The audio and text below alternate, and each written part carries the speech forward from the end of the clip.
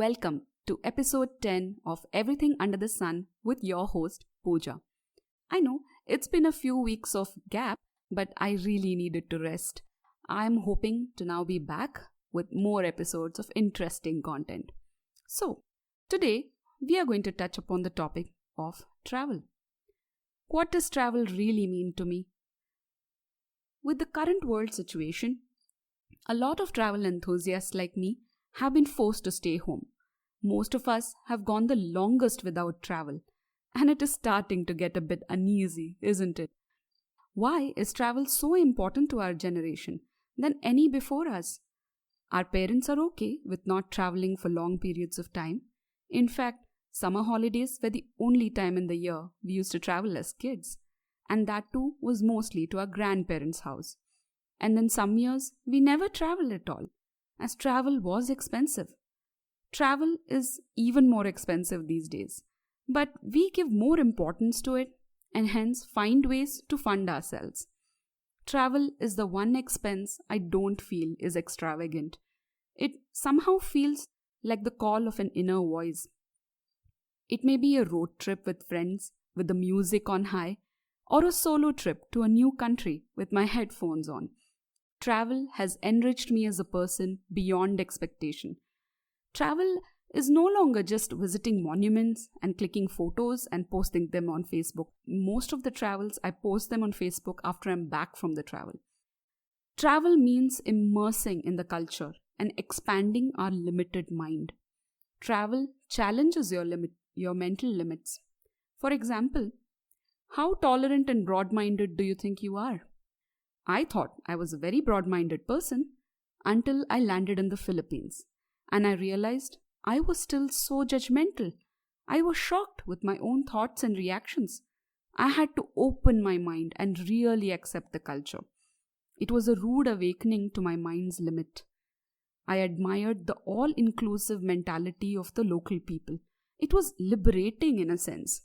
The Philippines taught me acceptance of another person, no matter what their sexuality, orientation, food choices, or diversity. The Philippines has a large number of transgenders and LGBT community members, and these so seamlessly are a part of the society. And for an outsider, this is a lot to grasp and open the mind in the true way. The local people's food choices were also a lot extreme for me, as I am a pure vegetarian. And it was a challenge for me not to cringe while sharing a table with this exotic food. Pork, beef, all kinds of birds, fish, chicks, chickens, anything. But this is the part that exposed to me how accepting I truly was. And it helped me evolve to respect and totally accept another person's way of life.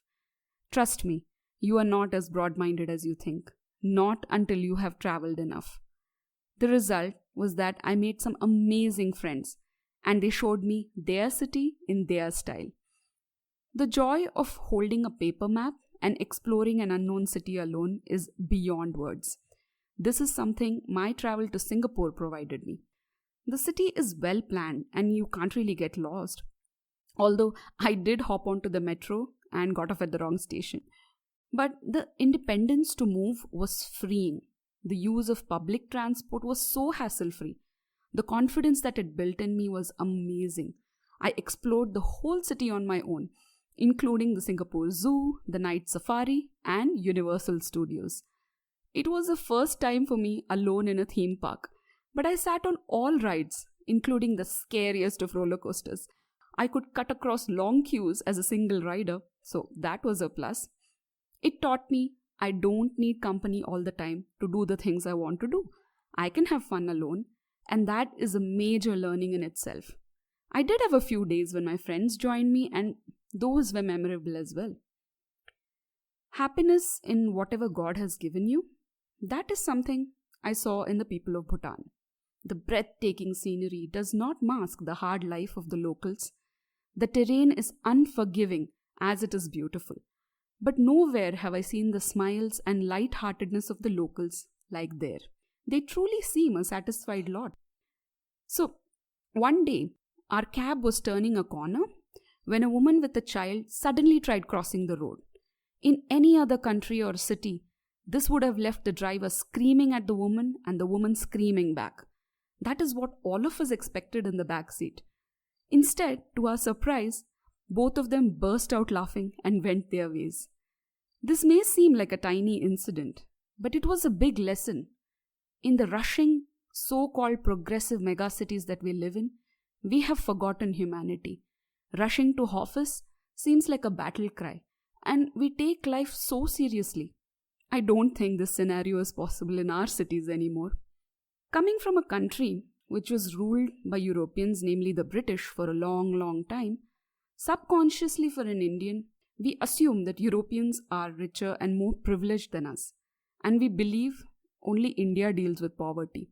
My eyes were opened when I traveled across Europe, when I saw there are homeless and poor people even in the progressive nations.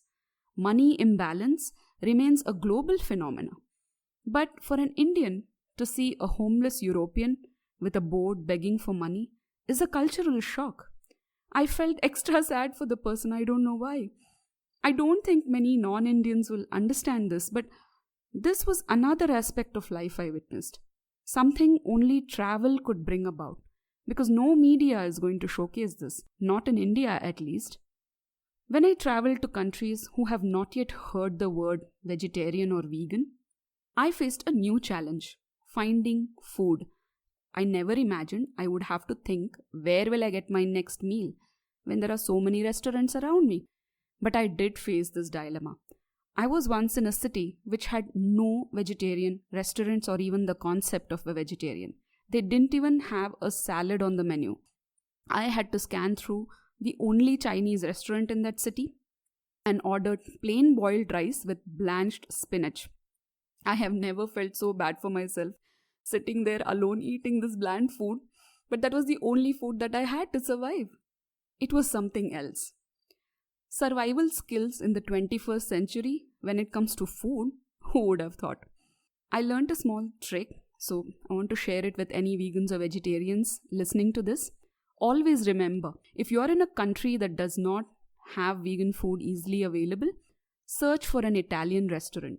They can easily whip up delicious vegan food without much of a hassle.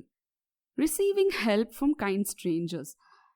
We've always been taught to be self-reliant, and in our day-to-day life, everything is in place. And we have our schedules, we visit the same places, we take the same routes. We are not used to taking help from complete strangers. We may, however, have extended help. A few situations in foreign countries, I was touched with the act of kindness. I was at an airport. I had checked in, I was waiting to board the flight, and I had almost exhausted all the local currency in cash. I got really thirsty, and I wanted to buy a bottle of water. And I realized I was $2 or 2 local currency short, and they would not accept the card that I had. The woman behind me in the queue saw this and immediately paid the remaining amount for me. I thanked her wholeheartedly, and I did feel a bit ashamed that I had run out of cash. Accepting help gracefully is another lesson no book can teach you. Another time, I didn't find change for a locker at a museum. An elderly uncle was watching me struggle, and he gladly lent me some coins. You must be wondering, why is she always short of cash? Guilty as charged. I shop like crazy. But on a serious note, dealing with currency calculations and understanding the economy of a new country is difficult. A bottle of water, for example, may cost 20 or 30 rupees in India, and the same would cost 1,200 forints or local currency in Budapest. That is a lot of difference to wrap your head around in a day, isn't it? You may be really good at math, but when you see a coin of 300 or 500 in local currency, as opposed to the highest that you have seen is 10, that is something else. I observed with each new country I traveled, I matured, and my problem-solving skills improved, because traveling can bring unexpected challenges that need your decision-making skills to be sharp and swift, along with common sense, which is really not that common, trust me. Let me share an example. I was traveling to Belgium. It was supposed to be a connecting flight from Bangalore to Paris and Paris to Brussels. What my travel agent forgot to mention was that the Brussels airport was temporarily closed, And the second flight on the ticket was actually a train from Paris airport to Brussels, which I found out thankfully when I asked a taxi to be sent to the Brussels airport to pick me up. The local agent told me no, it should be a train station. So, here I am at the Paris airport, which is a monstrosity of an airport. It is too huge to describe. And I am in the middle of a long queue for immigration. The queue right next to me for France nationals is really small, and I started feeling discriminated. But I am almost sure I will miss my train because post the immigration, I had to locate the railway station in this huge airport. I judged the number of people in front of me and behind me and then tried my luck. There was an airport attendee manning the queue. I politely told him my problem and I didn't believe he immediately led me to the front of the queue. My mother's lesson, which I had finally followed, which she always says, until you ask for help, you will not know. So I'm so glad I did. Had I been shy and polite and overthinking, should I ask, should I not, I would have really missed that train. It is not just foreign lands. Domestic travel also opens a whole world for us.